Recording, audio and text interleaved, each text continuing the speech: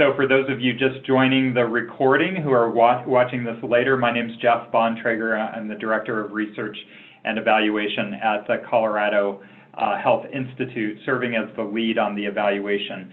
And I'm pleased to introduce my colleague, Karam Ahmad. Karam, do you want to introduce yourself? Unmute yourself first, I think. Whoops, I think you're muted. Let me get you. I think I'm unmuted now, yeah? Yeah, there you go. Cool.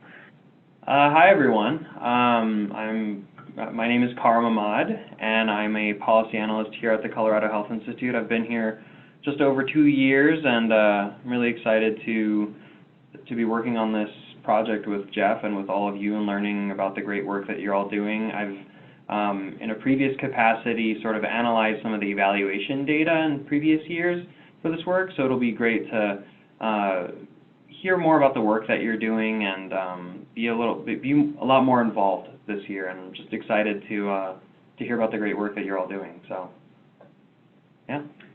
Great. Yeah, and we're really pleased to have Karam on the team with us for the evaluation. He brings a lot of expertise and experience with evaluation and with analysis, and is familiar with the project given the analysis that he had done last year too. So welcome to Karam, and you'll be hearing more from Karam today. We're going to really be tag teaming the presentation today. So hopefully everybody received an email from me on Friday that had a link to the document that we'll be going over today. It's called Leveraging Learning.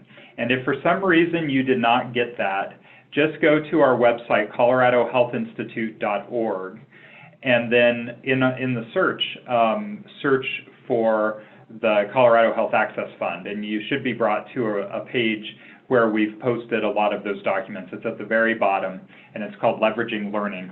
And it looks like this. Yes. So we don't have a slide deck today. We're just going to be walking through that document. So hopefully you have it there in front of you and you can kind of follow along. But if not, it's not the end of the world as well, and I can send out the link at the end of the session also. Jeff, I actually just sent out the link in the chat in case people just want to chat and jump in there and click it. So yeah, thanks, Karam. So if you don't have that readily at your fingertips right now, check the chat feature on Zoom, and the link is there. Also, with Zoom, if you could please keep your audio muted during the call, we would appreciate it. We will be unmuting everybody here shortly to do introductions, and then we'll unmute everybody for the Q&A and to share a little bit about your grants. But we just want to minimize the background noise that there is. So let's actually dive into the introductions. And I'm actually, Karam, would you mind unmuting everybody? I think you have the ability to do that and manage in terms of managing the attendees. If you don't, I can do it. But what I wanted to do is actually go kind of through a round robin of the grantees and have anybody from the grantees who's on the phone be able to do that.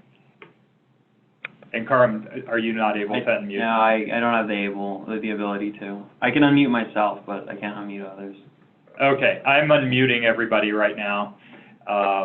Just give me a second. And we will start in on introductions.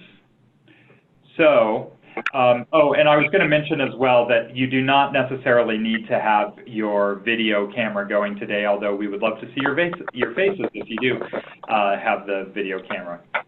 So first of all, let's start off with Children's Hospital Colorado Foundation. Is there anybody on the phone from that organization? No, she's going to say something else. Well, I worked. Oh. I worked for it. And we're picking up some background conversation here. Please just mute yourself if you do need to talk outside of the conference.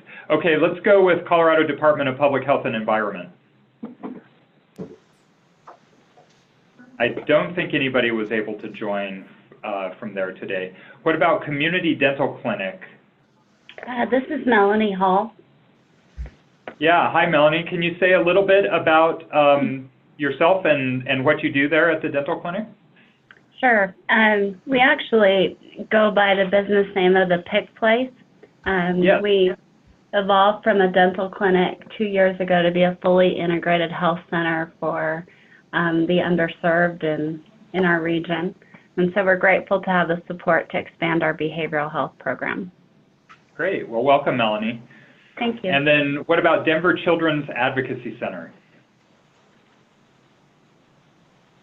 Anybody on from Denver Children's Advocacy Center? Okay. What about the Denver Health and Hospitals Foundation? Hi, my name is Saley Basnet. There are several of us here from Denver Health, and I work in the Jail to Community program at the Denver City and County jails, and we provide MAT induction and continuation at the jails through Denver Health. So we're looking to expand that program exponentially. Yeah, and would your colleagues like to introduce themselves? Yeah, I'm Holly Witt. I'm the Behavioral Health and Substance Abuse Charge Nurse at the Denver City and County Jails. Great, welcome. Others? I'm Audrey Vincent. I'm the Administrative Director over Behavioral Health and Correctional Care. Great, welcome. This is Laura. Go ahead. Go ahead, Laura. This is Laura Podewils. I'm with Denver Public Health and doing the evaluation on the project. Great. Welcome, Laura. And this is Louie Nguyen. I help the Jail to Community team with coordinating kind of the budget. Okay, excellent. And what about the Health District of Northern Larimer County? Is anybody on the phone?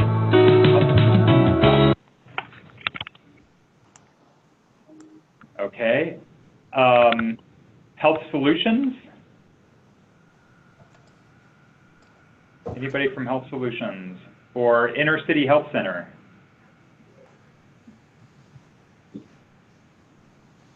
Strive or Mesa Development Center? Mesa Development Services, I mean? This is Doug Sorters here. Can you hear me? Yes. Oh, okay, great. I'm the vice president here. We have a large degree of people that need behavioral health because of the developmental disabilities and the dual diagnosis piece that we have, and we do a lot of wonderful things for that. And we were able to move into a new location and have enhanced services in our site clinic, and we're very happy to have that support. Thank you very much. Great. Well, welcome, Doug. And you're calling in from Grand Junction, right? Correct. Yes. Okay. What about River Valley? Hello, can you hear me all right? Yes. Go ahead. Perfect. Hello, hey, I'm Motley. I'm calling from River Valley, and we are a federally qualified health center. We have 3 clinics in Montrose, Delta, and Olathe, and we serve Montrose and Delta counties. Okay. Well, welcome. Anybody else from River Valley on? Okay. No, just myself. Okay, and Rocky Mountain Immigrant Advocacy Network. Hi, can you hear me okay? Yep. Okay, this is Megan Hope. I'm the director of the Social Service Project at Remain. We are primarily a legal services organization that serves immigrants, but we have a social service project that includes currently 2 social workers, but with the grant, we are very grateful and excited to eventually be adding a 3rd social worker. We team up with particularly vulnerable adults in immigration detention who have behavioral health issues to provide support to them throughout their immigration legal cases, including helping to advocate for better health care at the facility, support in managing symptoms of behavioral health conditions while they're there, and then also doing post-release planning. Okay, great. Welcome. Thank you. Do you have any other colleagues who would like to introduce themselves? It's just me today. Okay, great. What about Every Child Pediatrics? Whoops. One thing is, if you're using the phone, please don't put us on hold because that creates music for everybody.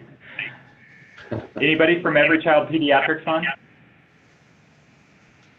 Okay, and then what about St. Joseph Hospital Foundation? Hi, this is Sharice. I'm the Director of Operations for the GME clinics here at St. Joe's. And across the table from me is... This is Nikki Lundberg. I'm the Practice Administrator at the Caritas Internal Medicine Clinic. Great, welcome to both of you. And then what about Servicios de la Raza? Hi, this is Anna Visoso. I'm the Director of Behavioral Health at Servicios, and we're really excited to grow and expand the services that we provide for community and Spanish-speaking immigrants. Great, welcome. And then last but not least, the Access Health team. Anybody here from Southwest Colorado? Hi, this is Stephanie Allred. Can you hear me? Yes, go ahead. So I'm Stephanie, I'm the Behavioral Health Director here at Access. We are both a Community Mental Health Center and Community Health Center, and we're excited to pilot a teletherapy program for our patients in our Cortez community. Great. And where are you calling in from, Stephanie? I'm in Durango. Okay, well, welcome. So I know not everybody had an opportunity to really say what they were planning to use their grants for, but we will have an opportunity to hear from everybody towards the end of the call if you did not get that in the introductions. So welcome to everybody. We're so glad to have you all part of this. Congratulations on your grants, and we're just glad to have everybody on the phone. I'm going to place you all back on mute eventually here, actually I'm going to turn it over to Karam, and then I'll put everybody on mute while Karam takes it away. So take it away, Karam. Cool. Thanks, Jeff, and thank you everyone for sharing. So yeah, first of all, hello and congratulations to all of you on being awarded grantees. Really the goal for today is we want to get you to start thinking about evaluation. We know that some of you are brand new, some of you are not, but it's never too early to get you to start thinking about how you are all doing your work and how you are trying to how you want to capture the work that you're doing.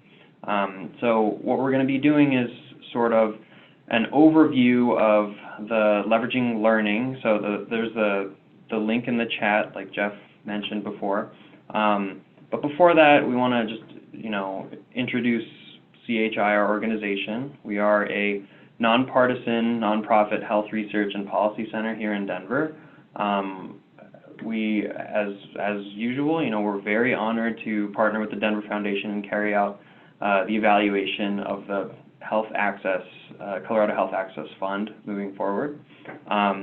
We developed the leveraging learning document that we sent out to explain really our approach to evaluation and how we're thinking about this comprehensively. And we really want to take this time to sort of orient you to the key points that you need to know. And I'll be referring to, I want to make sure that you all did indeed get access. For anyone that's joined since the beginning of the call, the link is in the group chat, and you should have received the leveraging learning document also in your email last Friday. But yeah, the first thing to know, there's sort of 3 evaluation tiers. That's how we're thinking about it, and this is I'll orient you to page 6. And really the first 2 tiers are the ones that really concern you as grantees the most. So the first tier is your grantee contributions. So the evaluation focuses on at the end of the day, it really focuses on the contributions that all of you are doing in Colorado in this sphere of behavioral health. It really involves reviewing sort of the progress and measuring the impact that you're making on the communities that you're working with, and you will have a set of standard measures and open-ended questions, as well as, you're going to be developing self-directed evaluations as well for that. And then when we think about the second tier, the question really there is regarding fidelity and really sticking to what the fund's intent was at the beginning of the day. So, how well is the Colorado Health Access Fund staying true to its stated goals? How well are they touching those goals through the work that you're all doing? So,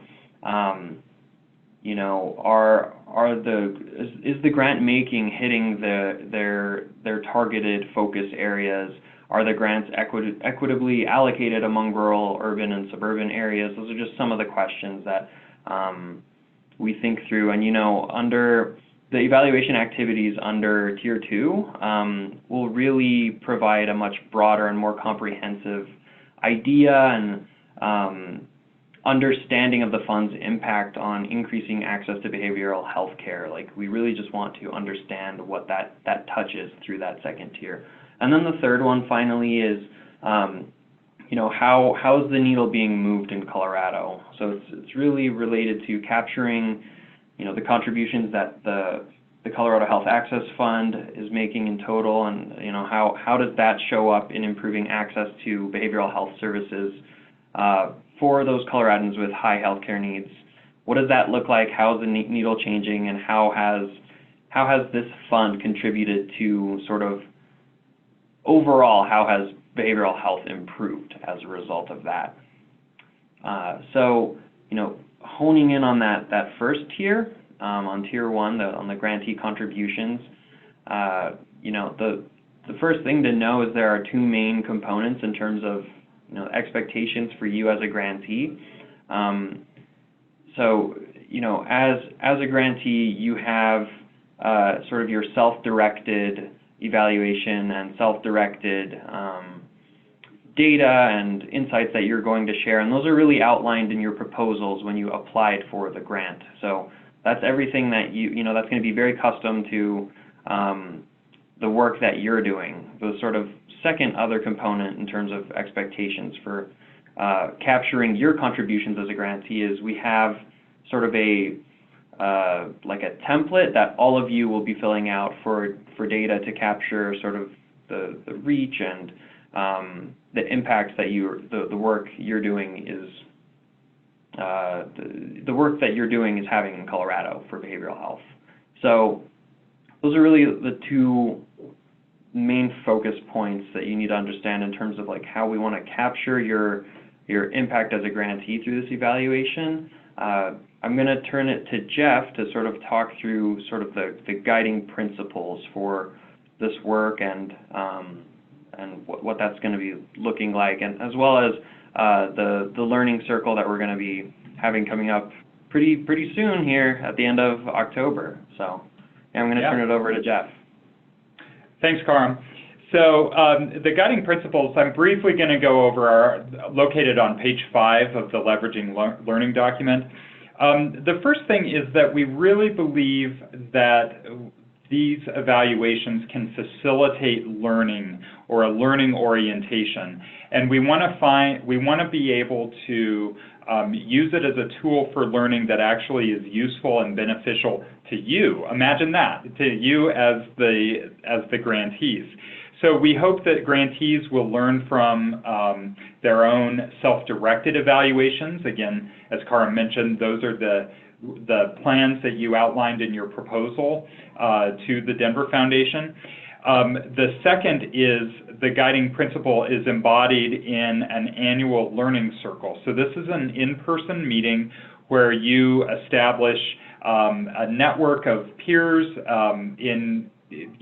fellow grantees. You have a chance to meet with them, share best practices, learn about evaluation. We're going to be doing some focus on sustainability this year at the Learning Circle. And this year's all-day Learning Circle is on Monday, October 28th in Denver. hopefully you all or a colleague of yours received the save the date for October 28th in Denver.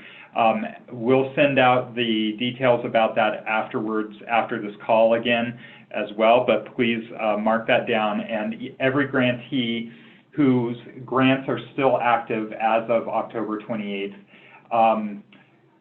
should plan on sending at least one representative, but you can send up to 2 representatives to that learning circle.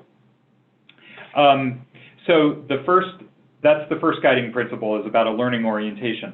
The second one is maximizing the usefulness. And this is usefulness not only to the Denver Foundation and to its board and its advisory committee, but also usefulness to the grantees. We want to make sure that this is not an evaluation that just collects dust on a shelf, but that it's actually used. Ownership is, we want you to be invested in the evaluation and understand how it can be useful for you. Sustainability, the Denver Foundation and the Colorado Health Access Fund staff wants to ensure that the work that is funded under these grants actually continues after the grants end, and evaluation is one of those tools that can help inform that sustainability.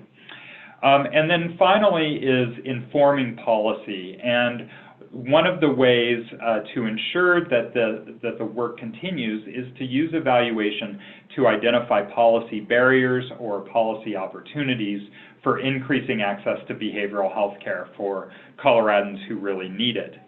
On page 7 of your handout is a really simple little diagram that we call our theory of change model. And this is basically what guides our thinking in terms of evaluation and for the Colorado Health Access Fund overall. At the bottom in the blue, we have the Colorado Health Access Fund. That's actually like the dispersion of the money, of the grants from the Colorado Health Access Fund to the entities in green. So those represent you all, the recipients of the grantees or the awardees, who are implementing a number of interventions to increase access to behavioral health. We've heard about a couple of these already when you did introductions, but it could be increasing behavioral health providers or telepsychiatry, expanding medication-assisted treatment, whatever the case may be. The overarching goal, of course, is to increase access to behavioral health services for Coloradans with high healthcare needs, and by doing that, we are all aiming for improved health of Coloradans with high healthcare needs. I would just point out also that the learnings from the evaluation can be used to inform policy change that then can be used to improve health as well. So that's a little bit about the theory of change, the guiding principles, and the 2 buckets of the 2 evaluations. Karam's going to go into a little bit more about the specific questions that we have on our standard template. But before we do that, I wanted to open it up for questions and see if anybody had any questions before we proceed. And I'm going to ask you to just unmute yourselves if you have particular questions.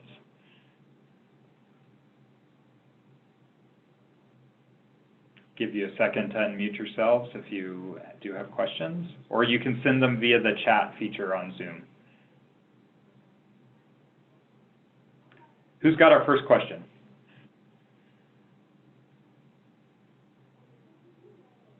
Okay. I realize that some of you are actually returning grantees, or your organizations may have had a different project funded through the Colorado Health Access Fund. So this may be a bit of a review for you. And some of you are brand new grantees, but we welcome questions from any and all of you, and we will certainly answer those throughout the rest of the call or at the end. So with that, I'm going to turn it back over to Karam, who's going to talk about REAIM. Thanks, Jeff. So yeah, in this process of really trying to capture and evaluate success of your work as a grantee, we use what's called the REAIM framework. I know a lot of you are familiar with it, but for those of you that are not, the REAIM, which is REAIM, stands for Reach, Effectiveness, Adoption, Implementation, and Maintenance. It's a model and evaluation that we use, and it's often used in evidence-based programs and in sort of like the sphere of health in general. But we use this framework because we want to capture, you know, how successful the work you're doing is. So I'm just going to jump into what each of those sort of stand for and how we're sort of thinking about each of them. So the R in REAIM is really about reaching the target populations that you guys are setting out to, you know, affect change and make their lives better. So the question really is, you know, how many and what proportion of people with high healthcare needs are being served by the initiative that you guys are putting forward? You know, it's expected that this finding will reveal variations among different populations, naturally. What the E in REAIM is effectiveness. So, you know, to what extent are the programs increasing access to care among people with high healthcare needs? You know, how effective is that work? You know, to what degree is that work actually demonstrating effectiveness among that population you're really trying to help? The A is, you know, is the program being adopted in the community? Is it being adopted in the by your staff and by the partners that you're working with and the administrators? And if not, why? And so that's really a fundamental point of, you know, is this program actually taking root, essentially? The I is, you know, is the program being implemented? You know, so really focusing on to what extent is the work that you're doing being implemented, and, you know, what are the challenges that you as grantees are facing in implementing these programs? The M in REAIM is, you know, is the program being maintained? You know, what sort of systems exist to keep it sustainable once funding ends? What systems are put in place to ensure that this work can be scaled up or scaled to different populations, or really integrated in a way that will keep it going and maintained?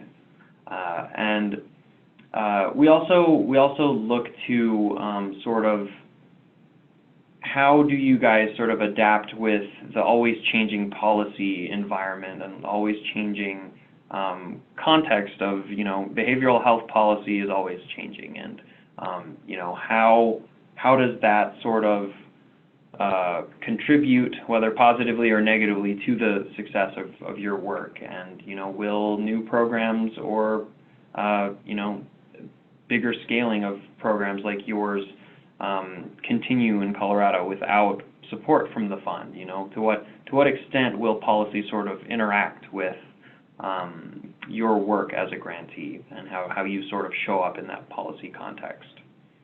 So that's sort of just a quick breeze through what each of those are, but that's really the core of like how we try to capture your impact and your effectiveness and your success as a grantee, essentially. I think so. I'm gonna turn it over. Well, okay. First of all, any questions about the REAIM model? And like Jeff said, feel free to voice questions in the chat box as well. I should mention that those questions that Karim just went over that are organized by the REAIM model are outlined in the template that I also sent out last Friday too. So you should have received both the link to the leveraging learning document as well as to the template. And actually, Karim, if you would like to post on the chat the link to the template that's on the same page but a different document, it's a downloadable Word document that you can just type directly into that template. But are there any questions about REAIM before I move on? Okay, if not, you can put them into the chat feature. We're just moving right along here. So a little bit about the standard evaluation or the evaluation template that we are requesting. The Denver Foundation has made this really easy or has striven to make this really easy for grantees. The template that you have that is structured by the REAIM framework serves both as your evaluation report and also as your kind of milestone report for your grant to the Denver Foundation. So the foundation is not requesting a separate sort of report as you might be used to from other grants that you've received. We've combined it all into one. So we want to make sure that that is as easy as possible for grantees and to try to minimize that burden. One thing that I just want you to understand about the form is that what we're trying to get at is context. We really think it's important to understand the context in which you are using your grant funds to increase access to behavioral health, and you'll see that come through in a number of different questions that's on that form. That being said, we often hear some grumbling about the word limits that we have put into that template.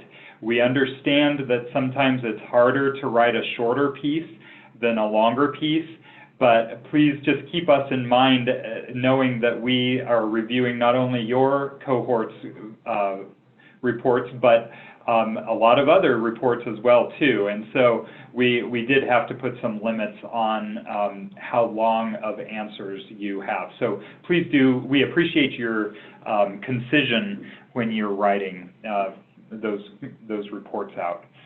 Just a couple things to point out. The questions are pretty straightforward. We actually get a lot of questions, though, about counting up the number of people who are served by your grants.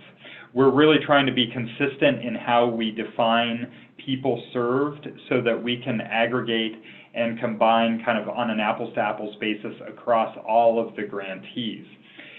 You might actually have other metrics that you use internally for evaluation or quality improvement tracking or some of your required reporting for other purposes. This might be like the number of people that are screened, the number of people who receive services that would have been available without the grant. You are welcome to report these as well, but we ask that you include those in your self-directed evaluation that's attached to the evaluation form. You'll see more of that described on page 10 of the template, I believe. But we also need, under questions 4 and 5 on the template, to focus on direct services. And this is really meaning unduplicated people who received a direct service from a behavioral health provider. And that means that they received counseling or therapy, for example. They got a referral to external behavioral health services. They were educated about their behavioral health services or received in-person services. And so what we're really trying to get at on that is the number of unduplicated people who receive services, not the number of services themselves. We're really interested in measuring the impact on Coloradans across all of these grantees. The reports, the grantee report is due on September 30th, 2020. If you have a multi-year grant, then your second report will be due, September 30th of 2021. So just know that September 30th is a key date. And like I said, it's really important to us that we understand the context in which you're operating. Some things are within your control and some things are out of your control, and we want to know about those. So Karam, let's turn it over for questions, but then maybe we could do a round robin of grantees that we had a couple who did not explain how they're using their grants, and maybe we could start with that. And also I wanted to just acknowledge too that Jessica Shannon joined us from Health District of Northern Larimer County. Jessica, do you want to introduce yourself real quick? I think you might have to take yourself off mute.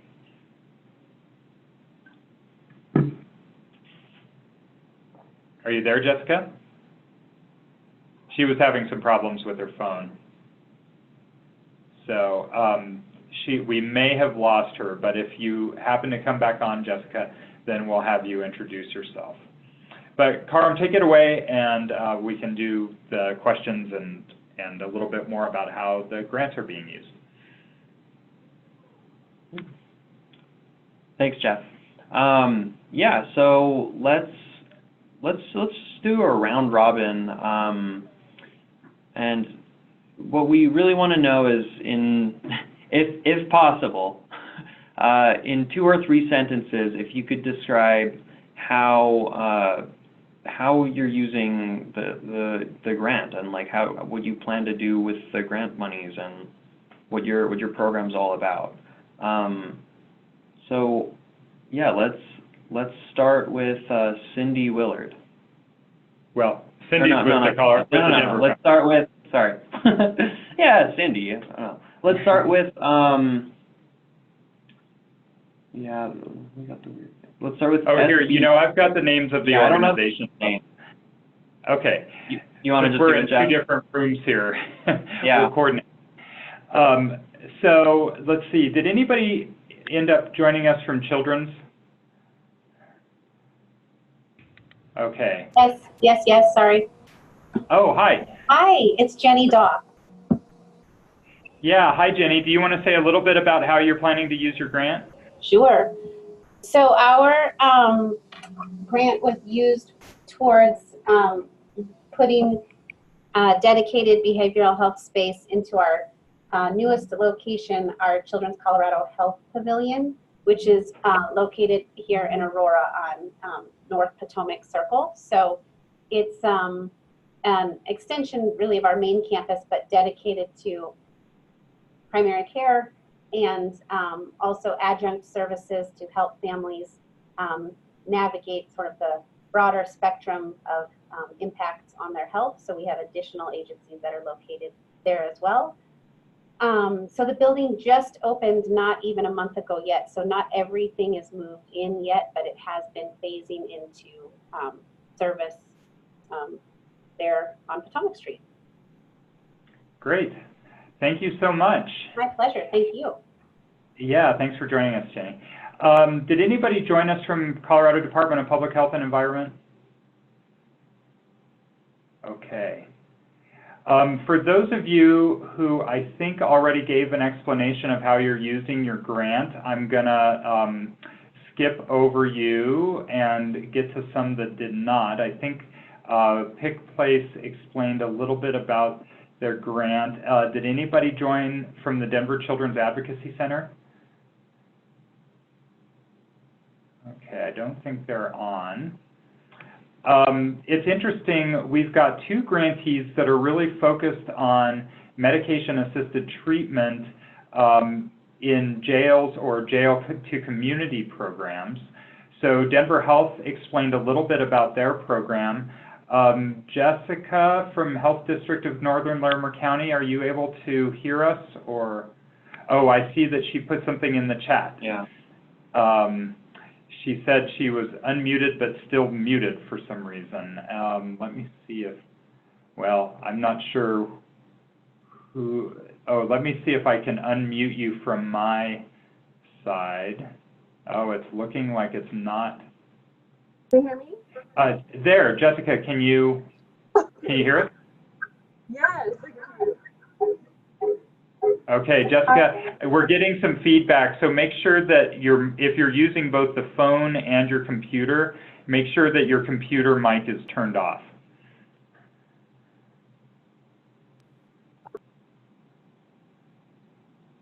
Whoops. Okay, can you hear us now? The only way to let me do it is if I unmute on the computer and on the phone. Oh, okay. I think it's okay now, so go ahead. Great. Yes, I'm Jessica Shannon with the Health District. Our organization works to meet unmet health needs in the community, so we have a variety of services for low-income populations. And our project is that we're working with the Willard County Jail to implement a comprehensive jail-based medication-assisted treatment for individuals experiencing STDs. And then we also want to make sure that we're distributing naloxone to them upon release. Okay, yeah. Thanks, Jessica.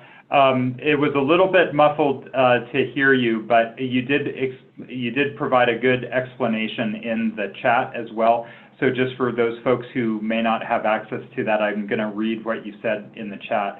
The purpose of the grant is to implement a comprehensive jail-based medication-assisted treatment, or MAT, substance use disorders and naloxone distribution program at the Larimer County Jail. Our goal is to increase the number of incarcerated individuals in the Larimer County Jail with an opioid use disorder who have access to and are engaged in MAT and access to naloxone across Larimer and Weld counties, serving a total of 1,000 individuals over 3 years.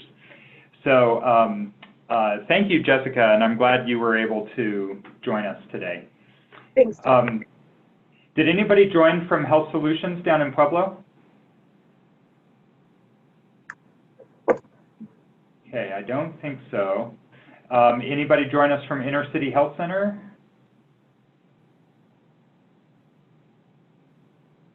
I don't think so. We heard a little bit from Doug at the Mesa Development Center and a little bit from River Valley in Olathe. And the Rocky Mountain Immigrant Advocacy Network. Thank you all for saying a little bit about your grants. Anybody joined from Every Child Pediatrics in the time since? Okay. And then what about the Caritas Clinic and St. Joseph Hospital? I don't think we heard from you as to exactly how you're using the grant. And you may be on mute.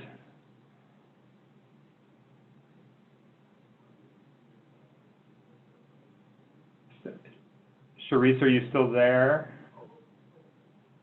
Okay, I think they may be having some problem with the audio. We can come back to them. And then Servicios. Oh, let's see. I think, okay, Sharice just emailed. I'm not sure if I can unmute you.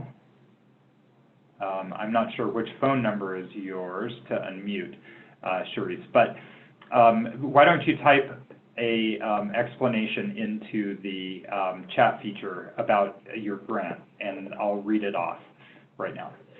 And then Servicios de la Raza, did you want to say any more about your grant? I think our focus will just be on expanding access to behavioral health services to the Spanish-speaking community. Okay, great. Thank you so much. And I am going to unmute Sharice now. I thank you for sending the phone number in. So you can hear me now? Yes, I can. So how are you using Beautiful. it? So we are going to develop and initiate a large substance abuse program within our Caritas Clinic, which is an internal medicine residency. We have a very newborn-ish MAT clinic that is a combination between our internal medicine and our family medicine residency faculty. And what we found is that we need to be able to develop this into a full all substance abuse availability within the Caritas Clinic. So step one is develop the program for substance abuse and actually be asking patients about all levels of substance abuse. and then bringing in residents, so the future primary care providers of the United States will be learning about how to do this substance abuse and MAT and Suboxone and everything. Then we're going to increase it to our greater health system, which is about 200 primary care clinics, and offer education on how to develop these programs, treat these patients, screen these patients, all that good stuff over the next 3 years. Okay, great. Thank you so much, Sharice. And then finally, Access Health Systems down in Durango. Was there anything else you wanted to add about your grant?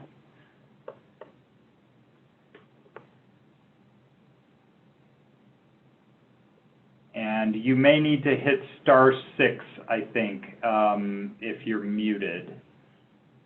Try that to unmute yourself.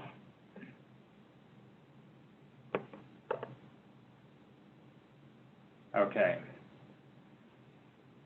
Yeah, I apologize for any difficulties with the muting and unmuting. We're still kind of figuring out the platform of Zoom here. But I think one of the takeaways that I have from hearing everybody's descriptions of their grants is just the wide variety of mechanisms by which you are using these funds to increase access to behavioral health services, both in terms of focused populations as well as the actual services that you will be providing, whether it is providing support for immigrant families or for those who are incarcerated, for making sure that people have access to bilingual providers or to the substance use disorder treatments that they need. I think that this is a really rich cohort, and I hope that you found maybe something with 1 or 2 other grantees that you could connect with when we do have our learning circle, or that you could connect with offline as well. So if you are interested in getting in touch with anybody who was on the phone call today to kind of ask them more about their grant or their program, please let me know and we can make those connections for you. Just a couple reminders about upcoming evaluation activities. As I mentioned, the Learning Circle will be on October 28th, 2019 in Denver. This is located at the Copic Insurance Company. And we'll send out, again, the address and the times around that, but that is an all-day session that the grantees are expected to send at least 1 representative to, and no more than 2. The second check-in call that we will have with grantees has yet to be scheduled, but we will likely have that in February of 2020, and that won't be just your cohort, but it'll be all organizations that are currently receiving Colorado Health Access Fund grants. And then, as I mentioned, the due date for your evaluation reports is on September 30th of 2020. And that's both for the self-directed evaluation as well as the evaluation template. And that's all explained in the documents that we sent out.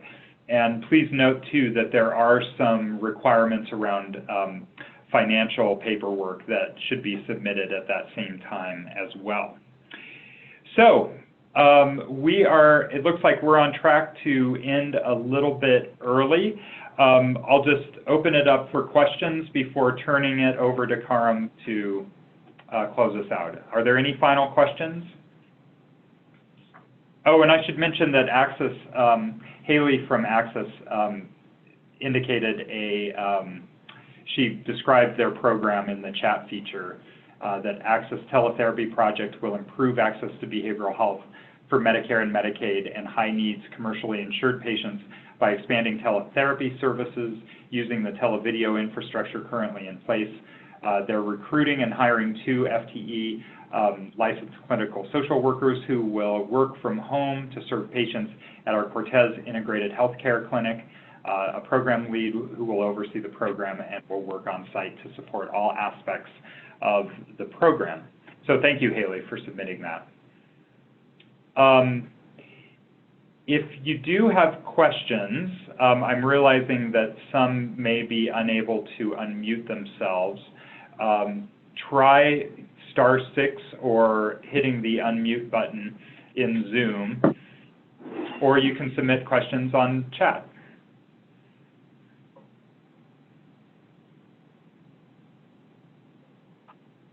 I was just going to ask that, is that Lowry, is that where the old Stapleton used to be? Is that the location of the meeting?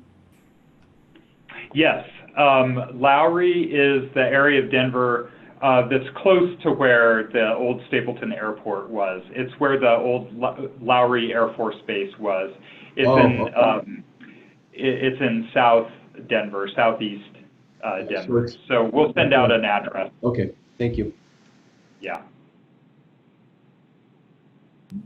Any other questions? Okay, well, if not, Karam, close us out. Thanks, Jeff. Thank you all for being on this call today. We just want to emphasize that evaluation is really critical for the Colorado Health Access Fund to understand the work that you're doing, to understand the impact of the great things that you're all doing, and to understand how they can better help you and better, fund work like this. The other, whole purpose of this call today was to really get you to start thinking about evaluation now. It's often an afterthought. It's often something that's left until the end. So we just want to plant that seed, and we're always here as a resource if you have any questions. Thanks in advance. We appreciate your hard work, and any questions, we'll be sending a follow-up email after this call. So let us know if you have any questions about the evaluation or about anything that we shared today. And yeah, we're looking forward to meeting with you all later this October. And yeah, thank you all.